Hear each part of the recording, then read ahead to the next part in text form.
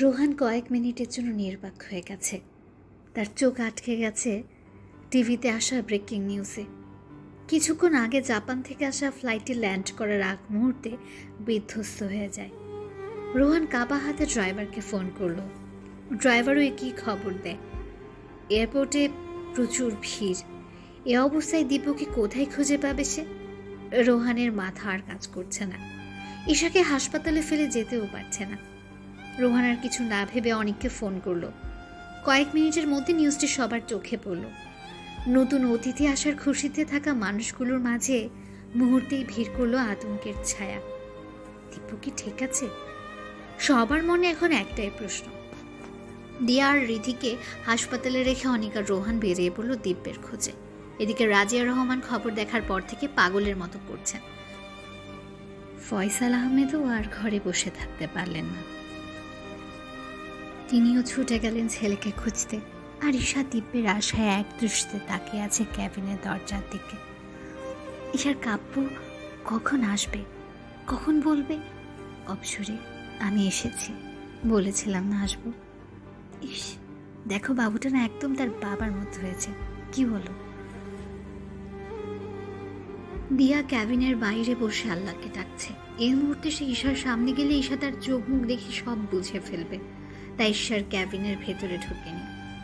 রোহানের অনেক এখনো গাড়িতে। অনেক রোহানকে শান্ত করতে পারছে না। রোহানকে এই প্রথম সে কাঁদতে দেখছে। কাঁদতে কাঁদতে সে চোখগুলো একদম ফুলিয়ে ফেলেছে। কাল সারা রাত রোহান ঈশার পাশে নির্ঘুম বসেছিল। দিব্যের বাচ্চাকে কোলে নিয়ে সে মনে মনে দিব্যের হাসি মুখ কল্পনা করেছিল। অনেক শুকনো মুখে বলল, রোহান প্লিজ এভাবে কাঁদিস না, ইনশাল্লাহ দিব্যের কিচ্ছু হবে না।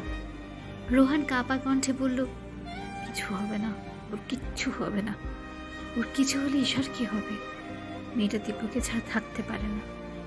আর আমার হাসি খুশি পরিবারটা মুহূর্তে এলোমেলো হয়ে যাবে। মাত্রই তো আমি সব কিছু ফিরে পেয়েছিলাম। আমার ভাইটাকে আমি হারাতে চাই না। রোহানের অনেক এয়ারপোর্টে ঢুকলো। অ্যাম্বুলেন্সের হর্ন, মানুষের চেঁচামেচি আর ভিড় যেন রোহানের মগজ খুবলে খাচ্ছে। তার চিৎকার করতে ইচ্ছে করছে। রোহান পাগলের মতো দীপুকে খুঁজছে আর মানুষের ভিড় ঠেলে সামনে আগাচ্ছে। আশেপাশে মানুষের কথাগুলো কানে আসছে। যাত্রীদের মধ্যে বেশিরভাগই মারা গেছে। যারা বেঁচে আছে তাদের মেডিকেলে নিয়ে যাওয়া হচ্ছে। কয়েক ঘন্টা পার হয়ে যায়। উদ্ধারকর্মীরা এসে বিধ্বস্ত বিমানটির ভেতর থেকে আহত আর নিহত যাত্রীদের বের করে আনলো। এখন শুধু চিহ্নিত করার পালা। রাজিয়া রহমানকে আর আটকে রাখা গেল না। তিনি মেডিকেলে এসে আহত রোগীদের মধ্যে তার দিব্যকে খুঁজছেন। 70 জন যাত্রীর মধ্যে 52 জনের মৃত্যু হয়েছে। বাকি অনেকে মেডিকেলে আসার পর মারা গেছে। আহতের মধ্যে কোথাও দিব্য নেই। নিহতদের শনাক্ত করার জন্য যাত্রীদের পরিবারের সদস্যদের ডাকা হয়েছে। আর সেখানে রোহান তার ভাইকে খুঁজে পেল। দিব্যের নিথর দেহ পড়ে আছে ব্যাডের উপর। রোহানের আর্তনাদ পুরো পরিবেশটা গুমোট করে তুলেছে। রাত 8টায় দিব্যের লাশ বাসায় আনা হলো। আর ঈশা এখনো দিব্যের অপেক্ষায় আছে। ফয়সাল আহমেদের ঘরে এখন শোকের ছায়া নেমে এসেছে। রাতেই দিব্যকে গোসল করানো হলো। আগামীকাল সকাল 10টায় জানাজা। ঈশার বান্ধবীরা ঈশাকে দেখতে এসেছে। সে সবার কাছে শুধু একটাই প্রশ্ন করছে, দীপুকে আসতে বল না। ও কি আমার সাথে রাগ করে আছে নাকি? আমার বাবুকেও এখনো কোলে নেয়নি। আমি কি কোনো ভুল করেছি? কতক্ষণ আমি অপেক্ষা করছি, ও এখনো আসছে না কেন? রোহান শুষ্ক মুখে ঈশার সামনে এসে বসল। ঈশার আজকে অপারেশন হয়েছে। মেয়েটা ঠিকমতো বসতেও পারছে না। রোহানকে দেখে ঈশা যতটুকু সম্ভব নিজেকে গুছিয়ে নিয়েছে। পেটে এখনো প্রচুর ব্যথা। একটুখানিও নড়তে ভীষণ কষ্ট হচ্ছে তার। ঈশা ধীর কণ্ঠে রোহানকে জিজ্ঞেস করলো, দীপু এখনো আসেনি কেন আমাকে দেখতে? আমার সাথে কি রাগ করে আছে ও? আমার না ভালো লাগছে না কিছু। ওকে একটু আসতে বলবেন প্লিজ। রোহান নিজেকে শক্ত করে বলল, দীপু বাসায়, তোমাকে নিতে এসেছি আমি। আপনি কেন এসেছেন? দিব্যু কেন আসেনি? রোহান আর কিছু না বলে উঠে চলে গেল। ঈশা এমনিতেই বাসায় যাওয়ার পর সব জানবে। কিন্তু রোহানের এখন এই মুহূর্তে ঈশার কান্নাকাটি সহ্য করার মতো বিন্দু মাত্র ক্ষমতা নেই। অন্তত রাস্তাটা শান্ত পরিবেশে পার করতে চায় রোহান। তাই ঈশাকে কিছু বলল না সে। ঈশাকে হাসপাতাল থেকে রিলিজ দিতে চায়নি। তবুও রোহান তাকে বাসায় নিয়ে এলো। বাসার সামনে এসে মানুষের ভিড় দেখে ঈশার মনের ভয় ধীরে ধীরে বাড়তে লাগলো। বাবুকে দেখতে এত মানুষ কেন আসবে? আর বাসার সামনে লাশবাহী গাড়ি দেখে ঈশার মাথা ঘুরছে। রোহান ঈশাকে শক্ত করে ধরে উঠালো। বাবু ঈশার বান্ধবী মারিয়ার কোলে ছিল। ঈশা বাসায় ঢুকে দেখল সবার কান্নাকাটির শব্দ। রোহান থেকে নিজেকে ছাড়িয়ে নিয়ে ধীর পায়ে সাদা কাফনে ঢাকা মানুষটির কাছে এগিয়ে গেল ঈশা। ঈশার মা ঈশিতা পারভিন মেয়েকে ধরে কান্না মুখে বললেন, ছেলের মুখটা আর দেখলো না। প্রথম সন্তানকে কোলে নিতে পারেনি ছেলেটা। এই ঈশা, তোর বর আর নেই মা, চলে গেছে সবাইকে ছেড়ে। ঈশার আর সিজারের ব্যথার খবর নেই। কিছুক্ষণ আগেও মেয়েটি ব্যথায় কেঁদেছিল, কিন্তু এখন সব ব্যথা দিব্যকে হারানোর ব্যথার চেয়ে খুব কম মনে হচ্ছে। ঈশা দিব্যের পাশে বসে ধীর কণ্ঠে বলল, আমি তোমার অপেক্ষায় ছিলাম দিব্য। তুমি আমাকে বলেছিলে এসে বাবুকে প্রথম কোলে নেবে, বলেছিলে না? মিথ্যে বলেছো কেন দিব্য? আমার তোমাকে ছাড়া চলবে না, আমি পারবো না। আমি কিভাবে থাকবো বলো? আমি তো তোমার অপেক্ষায় ছিলাম। আমাকে ছেড়ে যেও না প্লিজ। আমাদের বাবুর কি হবে বলো? এই দিব্য, যেও না প্লিজ। আমাকে অপসরি বলে কে ডাকবে বলো দিব্য? ঈশার বলা কথাগুলো সবার কষ্ট যেন আরো বাড়িয়ে দিচ্ছে। রাজিয়া রহমান নিজেকে খুব শক্ত ভাবতেন, কিন্তু আজ তার সব শক্তি হারিয়ে গেছে। দিব্যের বাচ্চা কোলে নিয়ে তিনি অনবরত কেঁদেই যাচ্ছেন। খিদে পেয়েছে বাবুর, তাই সেও কাঁদছে। কিন্তু ঈশা তো নিজের মাঝে নেই। লাশ বেশিক্ষণ বাইরে থাকলে সমস্যা হবে, তাই দিব্যকে আবার ফ্রিজিং গাড়িতে ওঠানো হলো। ঈশাকে আর আটকানো যাচ্ছে না। দিব্যের সাথে সাথে সেও নিচে নেমে যাচ্ছে। রোহান এতক্ষণ একপাশে দাঁড়িয়েছিল। ঈশার পাগলামো দেখে সে আর দাঁড়িয়ে থাকতে পারল না। ইফতি একা বোনকে সামলাতে পারছে না।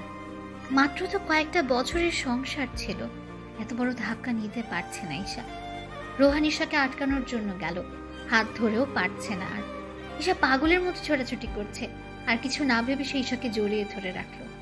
এই প্রথম ঈশাকে এত কাছে পেয়েছে রোহান। ঈশাকে নিজের সাথে বেঁধে রেখেছে একদম। আশেপাশের মানুষ দেখার সময় নেই তার। ঈশাকে জড়িয়ে ধরার পর বুঝতে পারলো ঈশা কাঁপছে। ঈশা কোন অবস্থায় আছে সে নিজেই জানে না। তার শুধু একটাই কথা মুখে, আমি তোমার অপেক্ষায় ছিলাম দিব্য। রোহান ঈশাকে কোলে তুলে নিয়ে নিজের রুমে চলে গেল। সামিরা আর তার বাবা মার চোখেও এসব পড়ছে। রোহান ঈশাকে নিজের বিছানায় বসিয়ে দিয়া আর রিধিকে ডেকে আনলো। দিয়া বাবুকে নিয়ে ঈশার পাশে বসলো। ঈশার বান্ধবী মারিয়ার রাইসাও ছিল পাশে। এভাবে ঈশাকে ফেলে যেতে মন চাইছে না তাদের। ফয়সাল আহমদও ঈশা আর বাবুর খেয়াল রাখার জন্য ফোন করে একটা নার্স ডাকালেন, কারণ বাসায় কারো অবস্থায় এখন ঈশাকে সামলানোর মতো না। এদিকে রোহান রুম থেকে বেরিয়ে রান্নাঘরে ঈশার জন্য স্যুপ বানাতে গেল। এরপর দুধ গরম করতে দিল। সামিরা রোহানকে রান্নাঘরে যেতে দেখে নিজেও গেল। রোহানকে স্যুপ বানাতে দেখে ভ্রুকুচকে বলল, রোহান কি করছো তুমি? রোহান থমথমে কণ্ঠে বলল, ঈশার জন্য স্যুপ বানাচ্ছি। তুমি কেন বানাচ্ছ? দিয়াকে বলো। ঈশার পাশে কাউকে থাকতে হবে তো। আচ্ছা সরো, আমি বানিয়ে দিচ্ছি। তুমি কি এখন ঈশার চাকরি করবে নাকি? রোহান সামিরার কথায় ভ্রুকুচকে তার দিকে তাকালো আর বলল, কি বলছো এসব? ঈশার চাকরি করবো মানে কি? দেখো রোহান, আমি তোমার ভাগদত্তা। তুমি আমার সামনে, আমার বাবা মার সামনে ঈশাকে কোলে নিয়েছো, আবার তাকে নিয়ে গেছো তোমার নিজের রুমে। আমি তখন কিছুই বলিনি, আর এখন তুমি ওর জন্য এসব করছো? অদ্ভুত তো। রোহানের মাথা ভীষণ ব্যথা করছিল, তার উপর সামিরার কথায় মাথাটা আরো গরম হয়ে গেল তার। সে দাঁতে দাঁত চেপে বলল, আমার দায়িত্ব মনে হয়েছে তাই করছি। তোমার ভালো না লাগলে চুপ থাকো, আদারওয়াইজ আমার সামনে থেকে যাও। ফর গডস সেক, কানের সামনে ঘ্যান ঘ্যান করো না, মাথা ব্যথা করছে খুব। স্ট্রেঞ্জ রোহান, তুমি ঈশার জন্য আমার সাথে এভাবে কথা বলছো? তুমি ঈশাকে কোথায় নিয়ে রেখেছো জানো? আর কিছুদিন পর আমাদের বিয়ে, তখন ওটা শুধু তোমার না, আমাদের দুজনের পার্সোনাল রুম হবে। Have you understood? ঈশাকে ওর রুমে নিয়ে গেলে সে আরও ভেঙে পড়বে। ওই রুমের সব জায়গা জুড়ে দিব্যের স্মৃতি। দিয়ার রুম তো খালি ছিল। অনেক এসেছে দেখছো না তুমি? তাহলে তুমি কোথায় থাকবে? আমি এখনো অবিবাহিত সামিরা, বোকার মতো কথা বলছো কেন? আমি যে কোনো জায়গায় থাকতে পারবো। সামনে সোফায় থাকলে আমার কোনো সমস্যা হবে না। আর তুমি এসব কি বলছো? তোমার কি আক্কেল জ্ঞান নেই? আমি আক্কেল ছাড়া কথা বলছি? আর তুমি কি দেখতে পাচ্ছ না তুমি ওই মেয়ের জন্য আমার সাথে কড়া ভাষায় কথা বলছো?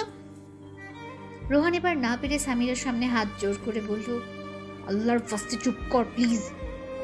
আমার ভাই আমাদের ছেড়ে চলে গেছে, দিব্য আমাদের সাথে আর নেই। তুই কি বুঝতে পারছিস না এখন এসব কথা বলার সময় না? সামিরা অবাক হয়ে দাঁড়িয়ে রইল। রোহান তার সাথে এভাবে কথা বলবে সে কখনো ভাবতেও পারেনি। রোহান স্যুপ আর 1 গ্লাস দুধ ঈশার জন্য নিয়ে গেল, তারপর দিয়াকে ডেকে দিয়ে গেল। সে আর ভেতরে যায়নি। এরপর বাসা থেকে বের হয়ে গেল। লাশবাহী গাড়িটা তখন খোলা ছিল, ভেতরে ফ্রিজিং মেশিন, সেখানে ছোট একটা গ্লাস আছে, ওটা দিয়ে শুধু দিব্যের মুখটা দেখা যাচ্ছে। রোহান গাড়ির পাশে বসে ঢুকরে কেঁদে উঠল আর মনে করতে লাগলো সেই দিনগুলো, যে দিনগুলোতে দিব্য তার পাশে ছিল। দিব্য তাকে বলেছিল, আমি যেদিন তোর পাশে থাকবো না কিভাবে থাকবে একা, এখন থেকে বন্ধু বানিয়ে ফেল, জীবনে বন্ধুর খুব প্রয়োজন। রোহান এখনো দিব্যের চেয়ে ভালো বন্ধু বানাতে পারেনি, বানানোর চেষ্টাও করেনি। দিব্য আছে তো, আর কাকে লাগবে তার? আকাশের দিকে তাকিয়ে রোহান বলল, আল্লাহ তুমি আমার দিব্যকে ভালো রেখো। ওপারে চলে গেছে আমার ভাইটা, আমার কথা তো আর শুনবে না। সে কেমন আছে এখন তাও জানি না, কিন্তু জীবনে অনেক ভালো কাজ করেছে সে। তবুও যদি কোনো অপরাধ করে থাকে ক্ষমা করে দিও। একটাবার সুযোগ থাকলে ওকে বলতাম, ভাই তুই আমার জীবনের সবচেয়ে গুরুত্বপূর্ণ মানুষ ছিলি, আমার সবচেয়ে কাছের মানুষ ছিলি তুই, বাকি সবাই তোর পরে, তুই আমাকে সবচেয়ে বেশি বুঝতি। আই প্রমিস ইউ ভাই, তোর ভালোবাসার মানুষ আর তোর ভালোবাসার অংশ দুজনেরই খেয়াল রাখবো। তোর ছেলে এখন আমার ছেলে, দিব্য আর রোহানের ছেলে দিহান, দুই বাবার সন্তান।